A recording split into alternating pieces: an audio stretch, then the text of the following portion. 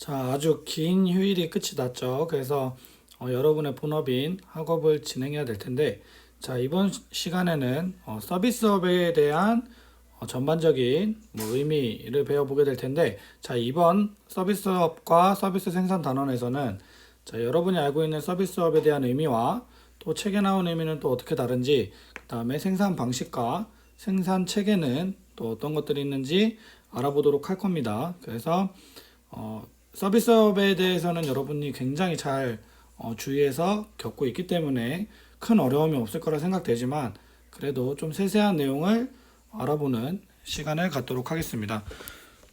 자, 그래서 서비스업은 여러분이 주위에서 되게 굉장히 가까운 곳에서 제공도 하는 반면 또 제공을 받기도 하죠.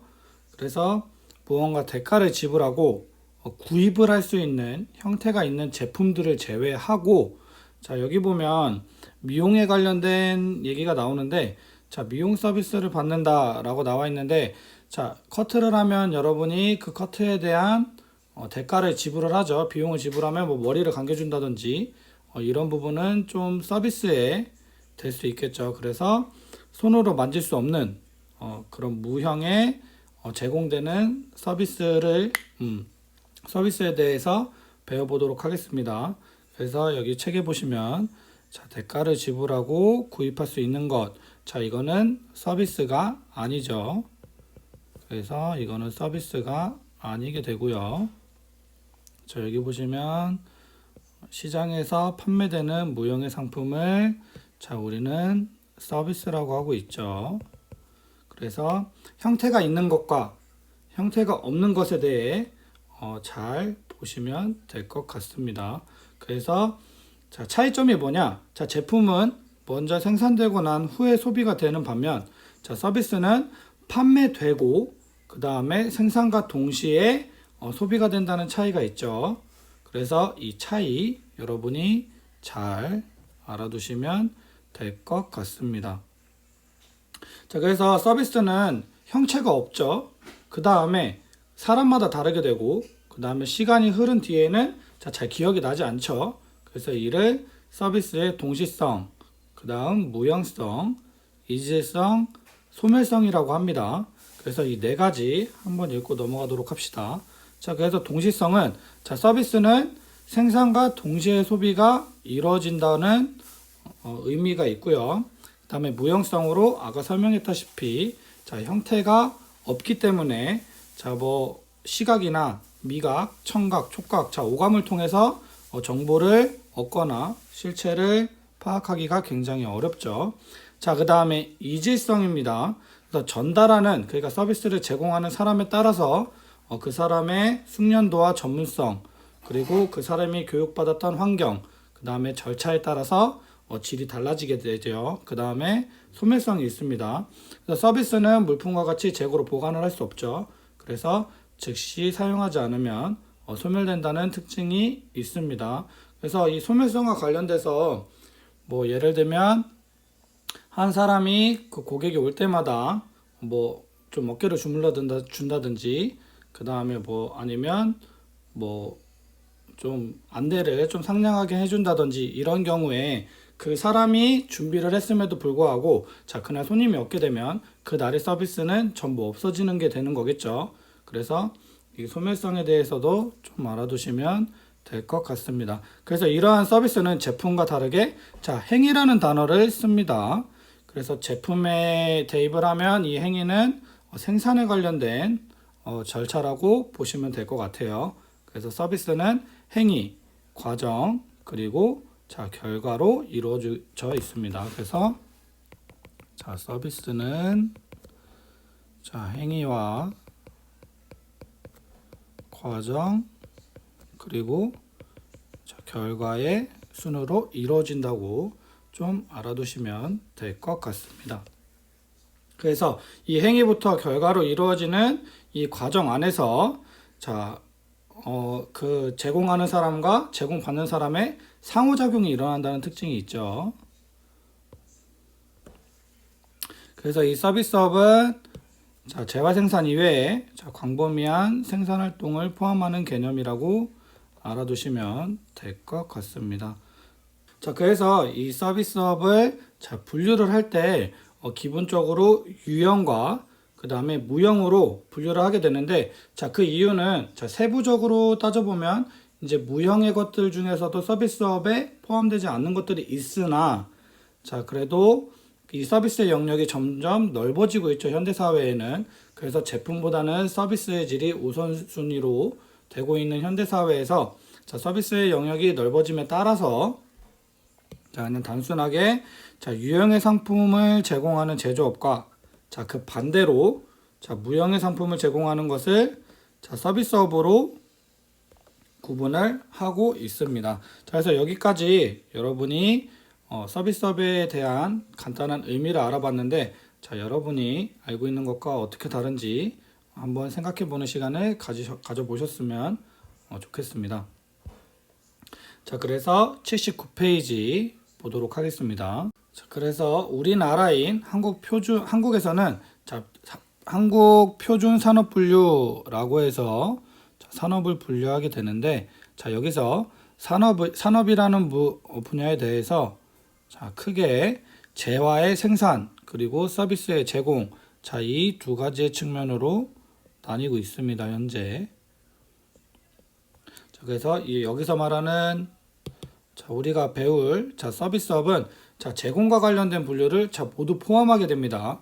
그래서 그 밑에 표를 보시면 자, 이게 처음 자, 지부터 자, 끝까지 자, 보게 되는데, 자, 여기에서 자, 제조도 포함이 될 수 있겠지만 자, 서비스업도 포함되는 자, 분야에 밑줄이 쳐져 있는 거니까 한 번씩 읽어보시면 될 것 같고요. 자, 이 밑에 보시면 자, 산업연구원의 분류에 따르면 자, 서비스업의 세부 산업, 자, 그러니까 수요자에게 공급되는 서비스들은 자, 기능적 성격을 기준으로 분류가 됩니다.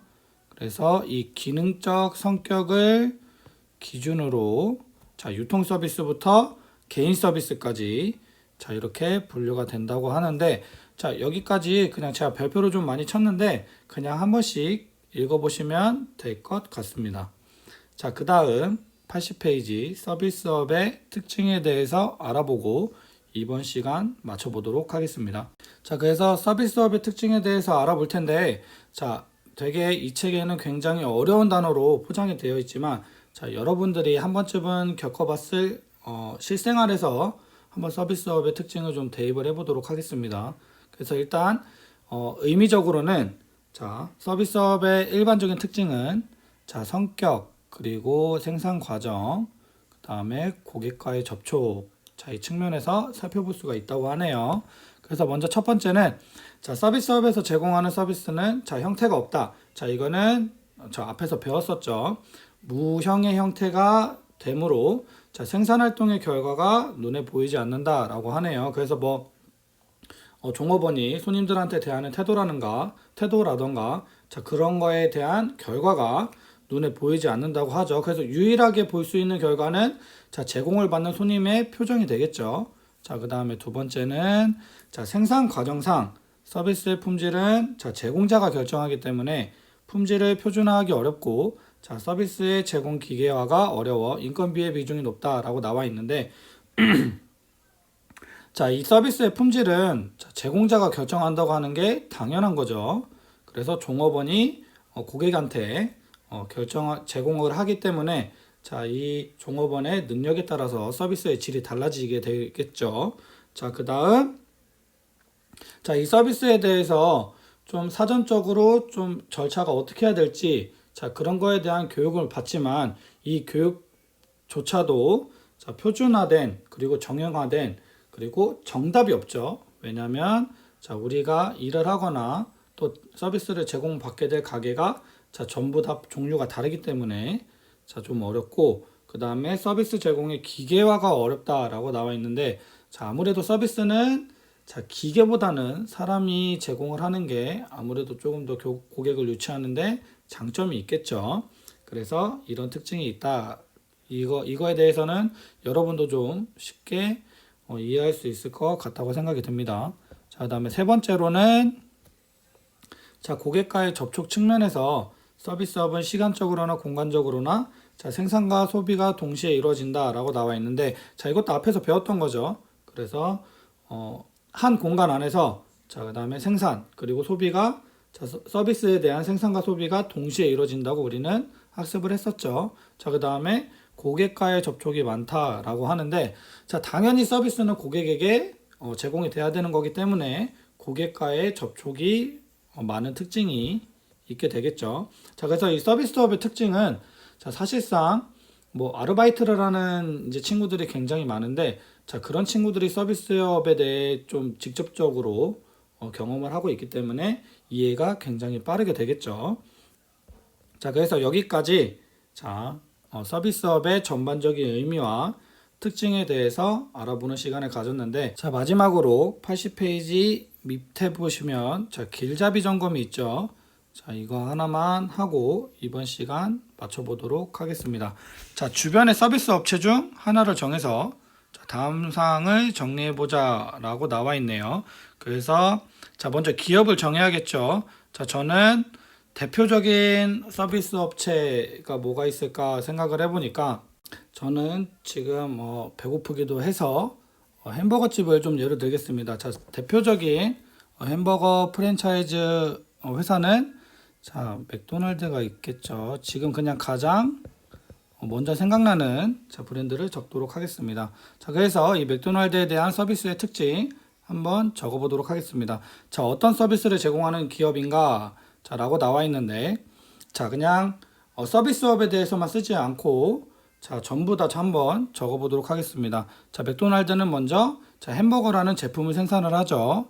그래서, 자, 이 제품, 자, 이 햄버거를,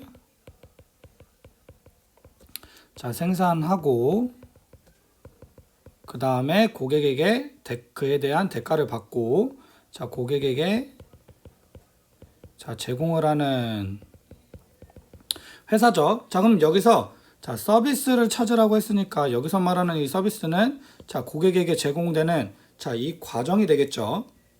그래서 이 과정은 서비스라고 하면 이제 가장 큰 특징이 이 맥도날드의 서비스라고 했을 때 가장 큰 특징은 자, 이 무인 정상기가 있죠. 이거는 뭐 롯데리아도 있지만 자, 이 무인 정상기도 있고 그 다음에 24시간 고객들과 좀 고객들에게 햄버거를 제공하기 위해 운영된다는 자, 이런 서비스의 특징을 갖고 있는 기업이죠. 그래서 여기까지 서비스업의 특징에 대해서 알아보았습니다. 자, 긴 휴일이 지난 만큼 학습을 하기 어려울 텐데 자, 얼른 본연의 삶으로 돌아와서 학습을 열심히 하도록 합시다. 그리고 계약에 대해서 아마도 좀 곧 있으면 보게 될 것 같은데 자, 그때 좀 웃으며 보도록 합시다. 이상입니다.